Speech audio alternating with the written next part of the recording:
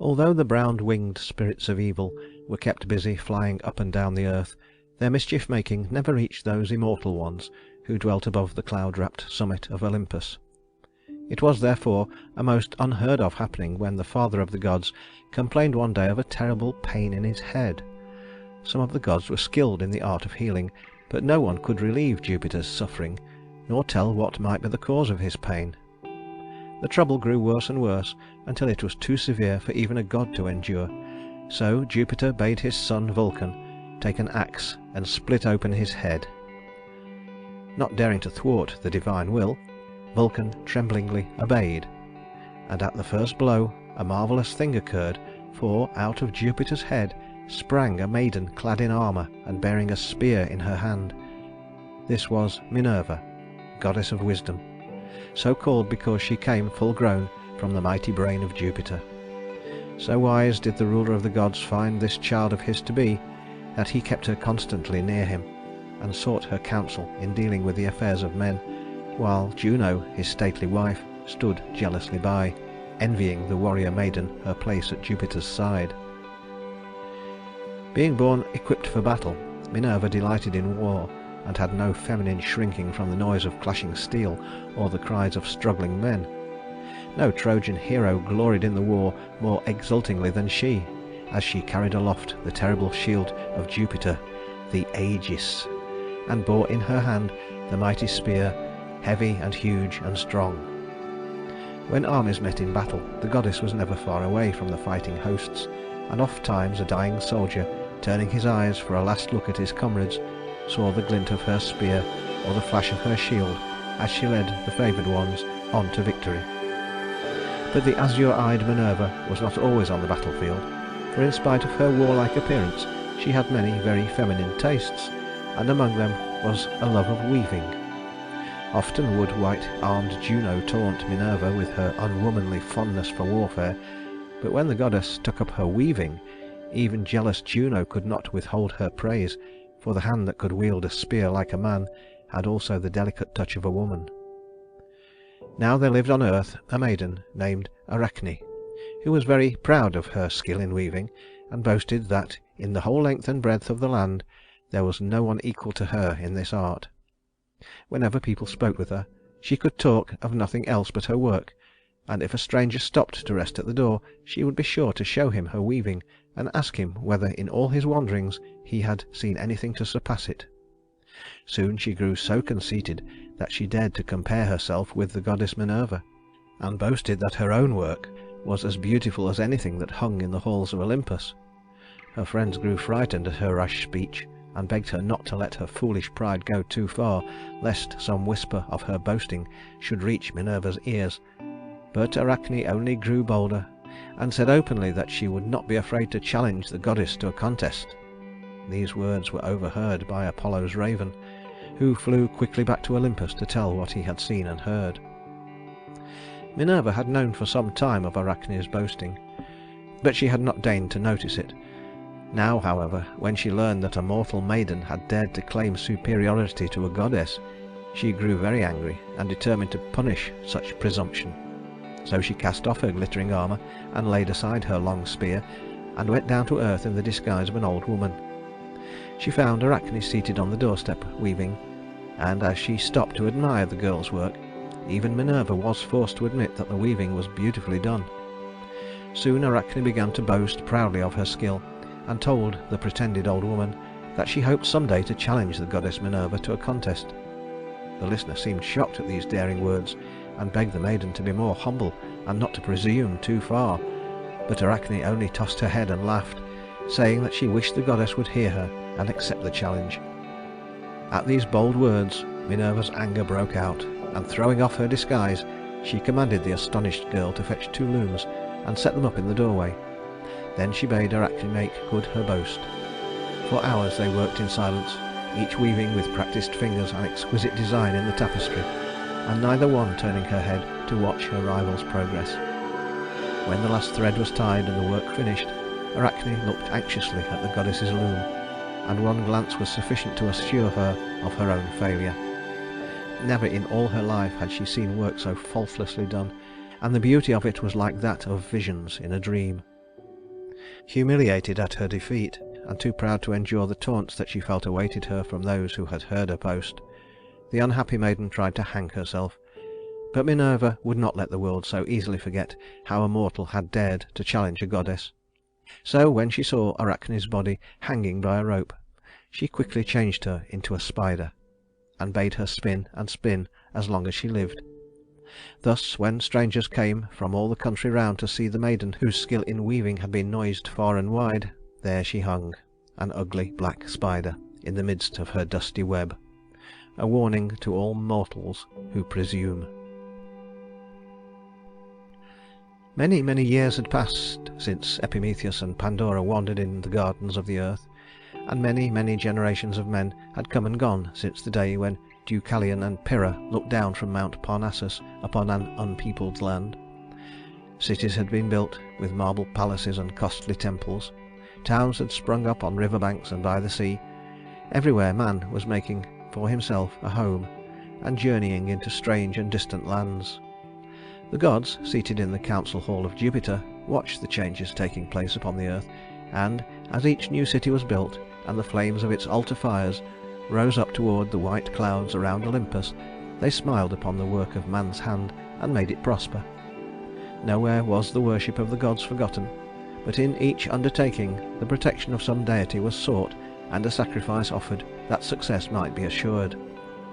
Scattered throughout the land, in town or by the wayside, were shrines where the farmer laid his offering of doves in return for a rich harvest, or a soldier hung some trophy of victory upon his safe return from the war, or a sailor starting on some uncertain voyage burned spices and incense that the gods might grant favoring winds to all those who go down to the sea in ships.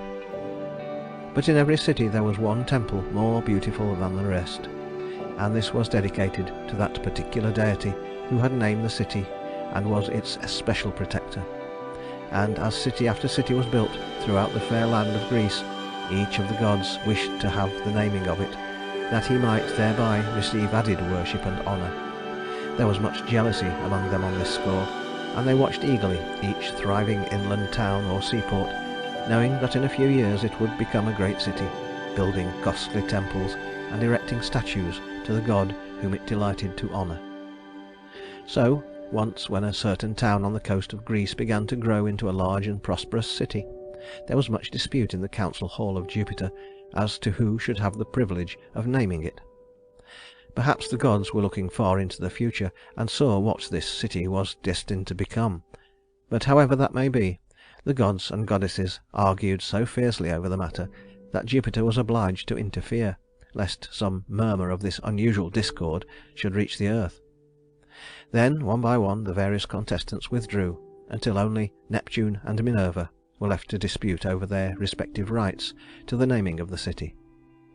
There being no ground for either's claim, Jupiter at length decided to give the much coveted honor to whichever of these two should present the most useful gift to the people of the city. Neptune then struck the ground with his trident, and where the earth opened there sprang out a horse with snow-white mane and arching neck and a splendid body, on which a king might be proud to ride. The gods and goddesses who had assembled to witness the contest were delighted with Neptune's gift, and waited impatiently to see what better thing Minerva would be able to offer. Surprise, amusement, and contempt were written on the faces of the spectators when the goddess stepped forward, holding in her hand an olive branch. But Jupiter, wisest of them all, did not smile, for he was listening while Minerva told of the great value her gift would have for the people of the new city. She described all the uses to which its leaves, its fruit, and even its bark could be put, adding that the olive branch was to be a sign of peace among all nations, and was therefore of more true service to man than a war horse, which would bring upon him only bloodshed and disaster. To these wise words the gods were forced to agree, so to Minerva was granted the privilege of naming the city. And as she was called Athena by the Greeks, she named the place Athens, which it is called to this very day. Before many years passed, a splendid marble temple was built on the hill just above the city, and this was dedicated to Athena, whose colossal statue, carved by the famous sculptor Phidias, adorned the interior. They called this temple the Parthenon, and from the ruins that still remain, we know that the hand of man has never built anything to equal it in beauty. There would have been but little trouble between Jupiter and his stately wife if no one but Minerva ever gave the watchful Juno cause for jealousy, but other goddesses, and even mortal maidens, found favour in the eyes of Jupiter, and for their sake he often left her side. From his throne in the high heavens, the ruler of the world saw not only the goddesses, with their glory of immortal youth, but also the daughters of men endowed with that same beauty and grace which the gods themselves had bestowed upon the first woman. Though Juno, of the snow-white arms, alone enjoyed the title of Queen of Heaven, she knew that she had many rivals for the love of Jupiter, and it was this jealousy of all loveliness in women that made her ever watchful and revengeful. Perhaps it was the cause, too, of the very changeable temper that her husband accused her of possessing. Whoever won the affections of Jupiter was sure to be persecuted by cruel Juno's unrelenting hate, as the poet Virgil says, but this did not hinder the ruler of the gods from leaving very often the marble halls of Olympus to wander in some disguise about the earth. It was after such an absence that the watchful Juno learned of Jupiter's love for fair-haired Latona, goddess of dark nights. As this new rival was not a mortal maiden who could be punished with death, the wrathful queen was forced to be content with banishing the goddess forever from Olympus and compelling her to live upon the earth. Not satisfied with this, she decreed that anyone who took pity on the unhappy goddess or gave her any help would incur the lasting displeasure of Juno. For days and nights Latona wandered, not daring to ask for food or shelter, since all men knew of Juno's decree. She slept at night in some spot where the trees offered protection from wind and rain, and her only food was the scanty store that she could gather by the way, berries, nuts, wild honey, and sometimes bits of bread dropped by children in their play. One day, being very thirsty, she stopped beside a clear pool to drink, but some reapers who were passing by saw her, and hoping to gain favour with Juno, they stepped into the pool and stirred up the water into such muddiness that poor Latona could not drink.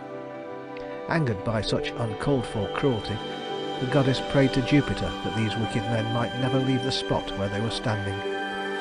Jupiter from his throne in the high heavens heard her prayer, and in answer he turned the reapers into ugly green frogs, and bade them stay for ever in the muddy pool. And ever afterwards, when men came upon slimy ponds, where rank weeds grew and the water oozed from muddy banks, there they found the blinking frogs, even as Jupiter had willed. After wandering some miles further, Latona came at last to the seashore, and here she begged Neptune, the god who shakes the shores, to come to her aid, for she knew that Juno's power did not extend to the ruler of the sea. Seeing her distress, and pitying the poor persecuted goddess, Neptune sent her a dolphin, who took her on his back and swam with her to the floating island of Delos, which the kindly sea god had caused to appear out of the depth of the ocean. Here Latona landed, and was for a time content, but the rocking of the island soon grew unbearable, and she begged the aid of Neptune a second time. He obligingly chained the island to the bottom of the Aegean Sea, and Latona had no further cause for complaint. On this island were born her two children, Apollo, god of the sun, and Diana, goddess of the moon. When the children were grown, Jupiter took them to Olympus, though not without much protest from the ever-jealous Juno. The young Apollo's beauty and his skill in music gained him great favour among the gods, and found him worshippers in every town and city throughout the land of Greece. So conscious of his power did Apollo become, that he sometimes dared to assert his authority, unmindful of the will of Jupiter, and on one occasion he so angered his divine parent that he was banished to the earth, and made to serve Admetus, king of Thessaly. In spite of his disgrace, Apollo managed to cheer his lonely hours of labour with his music, and as his work was no more difficult than to care for the king's sheep, he had abundant leisure to play upon his lyre while his flocks grazed on the sunny hillsides. As soon as he touched the strings, all the wild things in the forest crept out to hear. The fox came slinking from his hole among the rocks, and the timid deer drew close to the player and stayed beside him listening. The strains of the wonderful music were carried across the meadows, and the mowers stopped their work, wondering where the player might be. One day they brought word to the king that some god must be among them, for no mortal could produce such music as they had heard.